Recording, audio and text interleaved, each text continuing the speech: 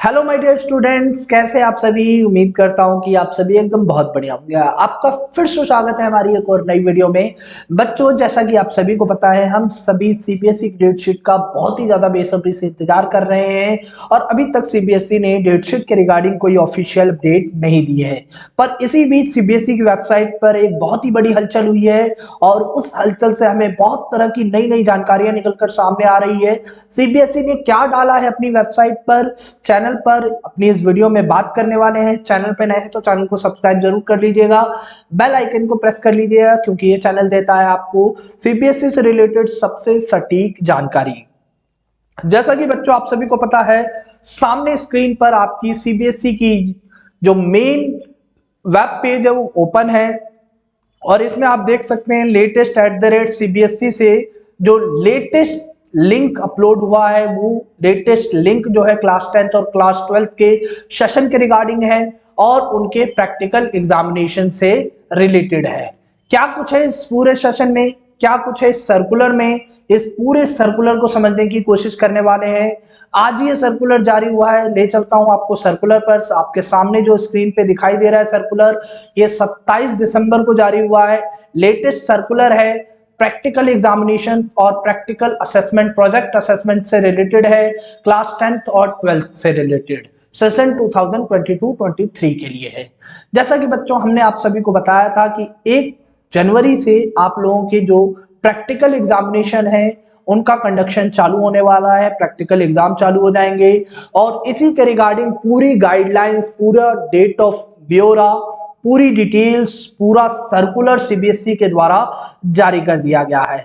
इस पूरे सर्कुलर में बहुत सारी बातें की गई हैं जिनका ध्यान आप सभी को रखना है। पहली चीज तो बच्चों कि आपके जो स्टार्ट डेट है, ठीक है, प्रैक्टिकल एग्जामिनेशन के शुरू होने की जो डेट है वो है आपकी 2 जनवरी। 2 जनवरी से आप लोगों के प्रैक्टिकल एग्जाम चालू हो जाने हैं और लास्ट डेट जो है प्रैक्टिकल एग्जाम की वो है आपकी 14 फरवरी। 14 फरवरी तक चलेगा, यानी 2 जनवरी से लेकर 14 फरवरी तक आप लोगों के प्रैक्टिकल एग्जामिनेशन चालू होने वाले हैं। तो बच्चों कमर की पेटी बांध लीजिए, क्योंकि अब सीबीएसई पूरी फॉर्म में आ चुकी है और अब लगातार अपडेट देखने को मिल सकते हैं। इसी से रिलेटेड सीबीएसई ने बहुत सारी चीजें बताई हैं और इन सभी चीजों में मैं आपको लगातार अपडेट दे रहा हूं। जैसा कि सीबीएसई ने यहां पर कहा गया है कि prepare a plan based on the number of student registered in the school concern subject and inform all the students timely. सारे स्टूडेंट्स को टाइमली बता दिया जाए और प्रिपेयर कर लिया जाए पूरी तरीके से प्लान को कि किस तरीके से प्रोजेक्ट असेसमेंट लेना है, प्रैक्टिकल एग्जाम को किस तरीके से कंडक्ट करवाना है। सारे स्टूडेंट्स को इन्फॉर्म कर दिया जाए, जितने भी स्टूडेंट्स को इस चीज की जरूरत है प्रैक्टिकल एग्जामिनेशन के बारे में बता दिया जाए। अगर कुछ भी गड़बड़ होती है तो सीबीएसई इस पर बिल्कुल भी फोकस नहीं करने वाली है। सीबीएसई ने कहा है कि in case a student is absent in practical examination, अगर कोई भी स्टूडेंट प्रैक्टिकल एग्जामिनेशन में एब्सेंट मिलता है और तो उसे मार्क कर दिया जाएगा एब्सेंट। द ऑनलाइन सिस्टम उसे एब्सेंट ही माना जाएगा और कोई रीशेड्यूल नहीं किया जाएगा। उसके रीजन को समझा जाएगा। रीशेड्यूल तभी किया जाएगा जब कुछ चीजें, कुछ कंडीशंस इस पर पॉइंट ऑफ व्यू होती है। अगर उन कंडीशन को बच्चा फुलफिल करता है तभी उसके एग्जाम को रीशेड्यूल में डाला जा सकता है, अन्यथा वो बच्चा क्या माना जाएगा, एब्सेंट माना जाएगा। तो बच्चों पूरी तरीके से तैयार रहिए कि सीबीएसई आप लोगों के जो प्रैक्टिकल एग्जामिनेशन है उनको कंडक्ट करवाना चालू कर दिया है। बहुत सारी चीजें इसमें बताई गई हैं इस सर्कुलर में। सर्कुलर सीधा सीधा स्टूडेंट्स को और टीचर्स को जाता है और पूरी तरीके से ये सर्कुलर जो है गाइडलाइंस है। और इस सर्कुलर से हमें एक हिंट भी मिल रहा है कि सीबीएसई जो है इस बार बोर्ड एग्जाम में काफी लेट करने वाली है, क्योंकि बच्चों 2 जनवरी से लेकर 14 फरवरी तक आप लोगों के जो बोर्ड एग्जाम के प्रैक्टिकल एग्जाम है वो चालू होने वाले हैं, चलने वाले हैं।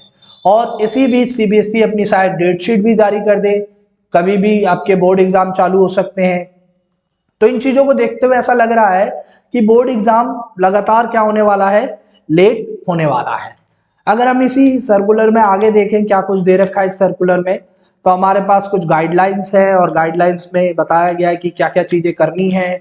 डेट्स बताई गई है, मैंने बता दिया आपको 1 जनवरी टू 14 फरवरी डेट्स है, ठीक है। और अपलोडिंग डेट भी यही है, स्कूलों के लिए अपलोडिंग डेट भी यही है कि आपको 1 जनवरी से लेकर 14 फरवरी के बीच में सीबीएसई की जो ऑफिशियल वेबसाइट है उस पर जाकर बच्चों के मार्क्स को अपडेट कर देना है।